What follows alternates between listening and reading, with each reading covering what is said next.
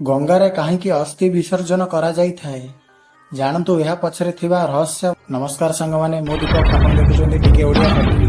ଆସନ୍ତୁ ଭିଡ଼ିଓକୁ ଷ୍ଟାର୍ଟ କରିବା। ଏହି ପୃଥିବୀ ଉପରେ ଯେଉଁ ପ୍ରାଣୀ ଜନ୍ମ ନେଇଛି ତାହାର ମୃତ୍ୟୁ ସୁନିଶ୍ଚିତ ଅଟେ, କାରଣ ଏହା ହିଁ ପ୍ରକୃତିର ନିୟମ ଅଟେ।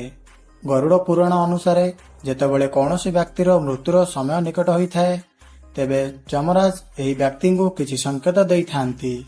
ଭଲ କାମ କରୁଥିବା ଲୋକମାନଙ୍କୁ ମରିବା ସମୟରେ ଏକ ଦିବ୍ୟ ଆଲୋକ ଦୃଶ୍ୟମାନ ହୋଇଥାଏ ଓ ସେହି ସମୟରେ ସେହି ବ୍ୟକ୍ତିକୁ ମୃତ୍ୟୁର କୌଣସି ବି ଭୟ ଲାଗେ ନାହିଁ।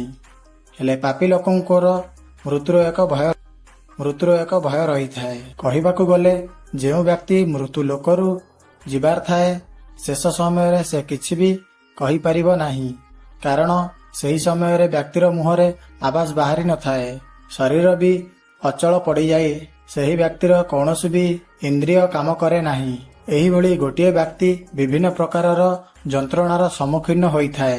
ତେବେ ବନ୍ଧୁଗଣ, ମୃତ୍ୟୁ ପରେ ବ୍ୟକ୍ତିର ଅନ୍ତିମ ସଂସ୍କାର କରାଯାଏ ଓ ଅନ୍ତିମ ସଂସ୍କାର ପରେ ବହୁତ ଲୋକ ମୃତ୍ୟୁ ବ୍ୟକ୍ତିର ଅସ୍ଥିକୁ ଗଙ୍ଗା ନଦୀରେ ବିସର୍ଜନ କରିଥାନ୍ତି। ଆପଣ କେବେ ଚିନ୍ତା କରିଛନ୍ତି କି ଗଙ୍ଗାରେ ଅସ୍ଥି ବିସର୍ଜନ କରିବା ପରେ ଏହା କେଉଁଠାକୁ ଯାଇଥାଏ? ଆଜି ଆମେ ଆପଣଙ୍କୁ ଏହି ସମ୍ପର୍କରେ କହିବୁ। ଆପଣମାନେ ଏହା ଶୁଣିଥିବେ କି ସମସ୍ତେ ନିଜର ପାପକୁ ଧୋଇବା ପାଇଁ ଗଙ୍ଗା ସ୍ନାନ କରିଥାନ୍ତି। ଏହା ସହିତ ଗଙ୍ଗା ନଦୀରେ ସବୁଦିନ ହଜାର ହଜାର ଲୋକମାନଙ୍କ ଅସ୍ଥି ବି ବିସର୍ଜନ କରାଯାଏ। ଏତେ ଅସ୍ଥି ବିସର୍ଜନ କରିବା ସତ୍ତ୍ୱେ ବି ଏହି ନଦୀକୁ ପବିତ୍ର ଗଙ୍ଗା ନଦୀ କଣ ପାଇଁ କୁହାଯାଇଥାଏ? ସନାତନ ଧର୍ମ ଅନୁସାରେ ବ୍ୟକ୍ତିର ଅସ୍ଥି ଗଙ୍ଗାରେ ଏଥିପାଇଁ ବିସର୍ଜନ କରାଯାଏ ଯାହାଦ୍ୱାରା ମୃତ୍ୟୁ ପରେ ବ୍ୟକ୍ତିର ଆତ୍ମାକୁ ଶାନ୍ତି ମିଳିବ। ଏହା ଛଡ଼ା ଅନ୍ତିମ ସଂସ୍କାର ପରେ ଅସ୍ଥି ଗଙ୍ଗାରେ ଏଥିପାଇଁ ବିସର୍ଜନ କରାଯାଇଥାଏ ଯାହାଦ୍ୱାରା ମୃତ୍ୟୁ ବ୍ୟକ୍ତି ଜଣଙ୍କ ସମସ୍ତ ପାପରୁ ମୁକ୍ତି ପାଇପାରିବ।